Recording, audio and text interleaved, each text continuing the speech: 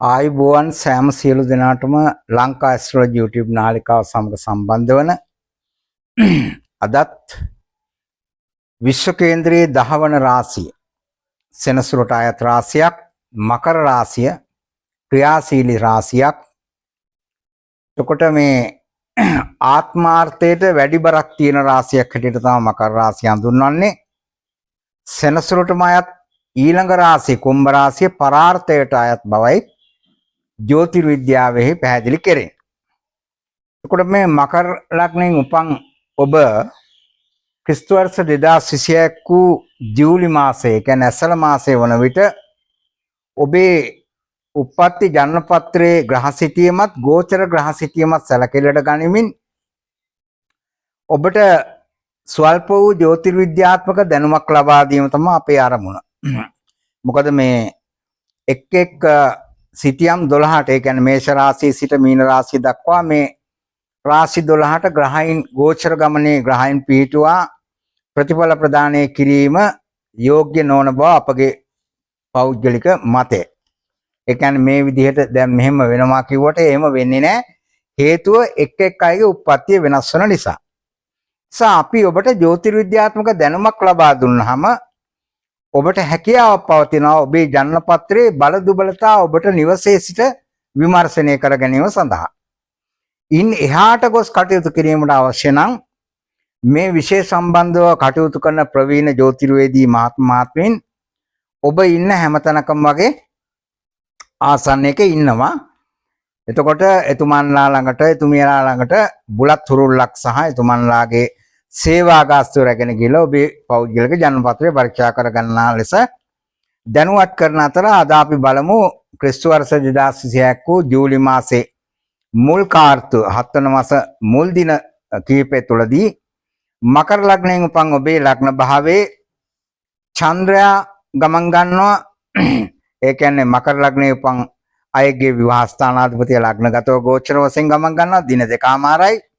රාහු ධනස්ථානයේ සෙනසුරු 3 වෙන්නේ සිව් වෙන්නේ කිසිදු ග්‍රහයක් නැහැ. මාතෘ ස්ථානයේ ඉස්ව පවතින 5 වෙන්නේ අඟහරු ඒ කියන්නේ කුජ, 6 වෙන්නේ රවි, 7 වෙන්නේ ගුරු බුධ, ගුරු උච්චයි 7 වෙන පෝෂණය වෙච්ච වෙලාවක්, 8 වෙන්නේ කේතු සිකුරු, 9 වෙන්න පුණ්‍ය ස්ථානයේ, 10 වෙන්න කර්ම ස්ථානයේ, 11 වෙන අය ස්ථානයේ, 12 වෙන වැය ස්ථානයේ කිසිදු ග්‍රහයක් නැහැ.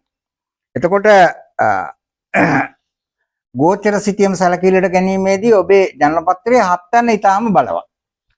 ගුරු ග්‍රහයා ඔබේ ජන්මපත්‍රයේ ඒ කියන්නේ ඔබේ වැය ස්ථානයේ 12 වෙනි සහ වික්‍රම ස්ථානයේ 3 වෙනි නියෝජනය කරමින් ගුරු ග්‍රහයා විවාහ ස්ථානයේ tempatව උච්චව ගමන් ගන්නවා.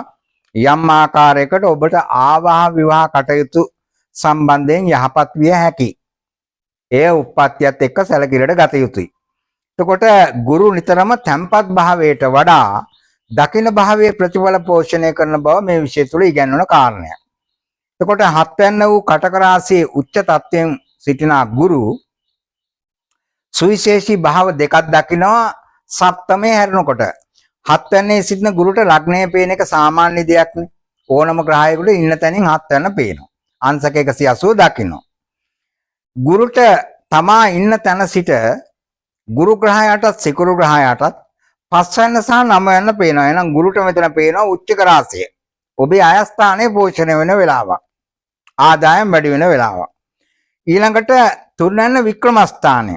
ඒ කියන්නේ ඔබේ ගෞරව කීර්තිය වැඩි දියුණු වෙන කාලවකවානුවක් ඔබට ගෞරවය කීර්තිය ළඟා වීමේ වැඩි ඊට කඩක් පවතින වෙලාවක්. හැබැයි ඉතින් මේව පැතලි කියමන් උප්පත්ති ඒ ග්‍රහ සිටියමත් ගෝචර සිටියමත් ග්‍රහයන් ගමන්ගත් නැකත් අංශක කලා මේ සියල්ලක්ම සැලකිලිට නොගෙන ප්‍රතිඵලය ප්‍රදානය කරගන්න ඉදිරිපත් කරන්න බෑ පෞද්ගලිකව නොව.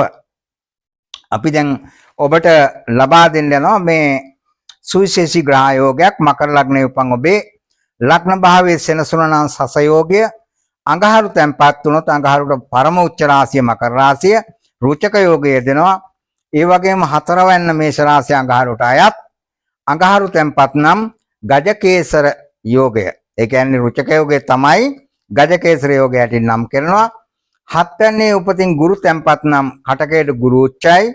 ගුරු හංස යෝගයේ දෙනවා. 10 වැන්නේ සිකුරු තැන්පත් නම් තුලා රාශිය තුල මාලවී යෝගය යෙදෙනවා. සෙනසුරු තැන්පත් නම් සෙනසුරු තුලාවට උච්චයි. නැවතත් සස යෝගය ඔබේ ජනන පත්‍රයේ සෙනසුරුට විශේෂිත බල තියෙන ලග්න භාවයක් 10 වෙන්නත් සක්‍රිය වෙනවා.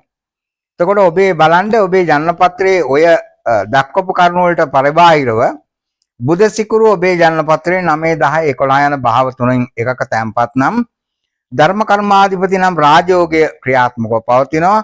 ඒ වගේම ගුරු ග්‍රහයා සඳු සමග ලග්නය 7 වෙන්න 3 වෙන්න 9 වෙන්න 4 වෙන්න 10 වෙන්න 5 වෙන්න 11 වෙන්න අපි භාව හතරක් ඇතෑරියා 2 6 8 12 මොකද 2 සම්බන්ධ වෙන්නේ 8ට 6 සම්බන්ධ වෙන්නේ 12ට 6 8 12 ජනන පත්‍රයක අයහපත්ම භාවයන් ඇටිට අපි කලින් සඳහන් කරලා තියෙනවා. අද අපේ මාතෘකාව උනේ ඔබට මේ ඔය කිසිදු යෝගයක් නොයේදී ඔබේ ජනන පත්‍රයේ බුධ ග්‍රහය 6 වෙනි අධිපති මිථුන රාශිය අධිපති ඒ වගේම 8 වෙනි සිංහ රාශිය අධිපති රාවි 12 වෙනි අධිපති ධනු රාශිය අධිපති ගුරු බලන්න ඔබේ ජනන පත්‍රයේ රාවි බුධ ගුරු යන ග්‍රහයෝ තිදෙනා උපතින් ඔබේ ජනන පත්‍රයේ කවර ආකාරයකින් හෝ පරිවර්තනය වීමෙන් හෝ 6 අයිති ග්‍රහයා 8 වෙන්නේ 8 අයිති ග්‍රහයා 12 වෙන්නේ 12 අයිති ග්‍රහය 6 වෙන්නේ. ඒක එක ක්‍රමවේදයක්. නොයසේ නම් මේ ග්‍රහයන් තිදෙනා රවි බුධ ගුරු කියන ග්‍රහයන් තිදෙනා ජනන පත්‍රයේ 6 වෙනි 8 වෙනි 12 වෙනි යන භාවවල තැන්පත් නම් ඔබේ ජනන පත්‍රයේ යෙදෙනවා සුවිශේෂී ග්‍රහත්‍රිත්වයක් හර්ෂා සරලා විමලා මේක විපරීත රාජයෝගයක්. එතකොට මේ ජ්‍යොතිර්විද්‍යාව තුළ ඉගෙනන මේ විපරීත රාජයෝගය සමස්ත ග්‍රහ සිතියමට යටත්ව ක්‍රියාත්මක වන බව පැහැදිලි කරගත යුතුයි. ඒ කියන්නේ ඔබේ ජනන පත්‍රය. අපි දැන් මේකට උදාහරණයක් ගෙන ආර දක්වනවා. මෙතුමා රාජ්‍ය නායකයෙක් පාකිස්තානයේ හිටපු අගමැති සුල්ෆිකාලු භූතෝ මැතිතුමා මෙතුමා මේ PPP P අකුරු තුනක් නියෝජනය වන දේශපාලන පක්ෂයක් පාකිස්තාන් පීපල් පාටි. මෙන්න මේ පක්ෂයේ හිටපු නායකතුමා එතුමා අග්‍රාමාත්‍යවරයා එතුමා උප්පත්තිය ලබන්නේ පාකිස්තානයේ 1928 වසර වගේ 1978 වගේ වෙනකොට එතුමා හමුදා කුමන්ත්‍රණකේ එතුමාගෙන් බලය පැහැරගෙන එතුමා අත්අඩංගුවටපත් වෙලා 1979 එතුමාව මං හිතේ ශාරියා නීතිය ඒ මුස්ලිම් ධර්මයේ නීතියට අනුව එතුමාව ජීවිතක්ෂරපත් වෙනවා. දැන් අපේ මාතෘකාවේ එය නෙමෙයි. මෙතුමාට මේ බලය ස්ථාපිත වෙන්නේ මෙන්න මේ ආකාරයට. කොටු 12ක් ඇඳ ගන්න පුස්කප් මේ හාෆ් සීට් කොටයක් අරන් කොටු 12ක් ඇඳ ගන්න ජනපත්‍රය සකස් වෙන ආකාරයට ඒ කොටු 12 මැද කොටුවේ හිස් කොටුවේ නම් කරන්න මිථුන ලග්නය කියලා. පළමු වෙන්න දෙවැන්න තුන් වෙන්න හතර වෙන්න පස් වෙන්න ඉලක්කම් වශයෙන් යොදලා හිස්ව තියන්න. කිසිදු ග්‍රහයක් තැම්පත් නැහැ. මිථුන ලග්නයේ උපන් අයගේ 6 8 12 යත් වෙන්නේ අඟහරු සෙනසුරු සහ සිකුරු යන ග්‍රහ චිත්‍රයට. එම ග්‍රහයන් තිදෙනා කේතු සමග 6 වෙන්නේ තැම්පත් වෙනවා. මිථුන කටක සිංහ කණි තුලා උච්චක රාශියේ තැම්පත් වෙනවා. සිකුරු සෙනසුරු සහ අඟහරු කුජ ඒ අතරේ කේතු තැම්පත් වෙනවා. මෙම යෝගයට කේතුව සම්බන්ධ වෙන්නේ නැහැ. නමුත් කේතු එතන තැම්පත්ව ඉන්නවා. එතන ග්‍රහයෝ 4 දෙනයි.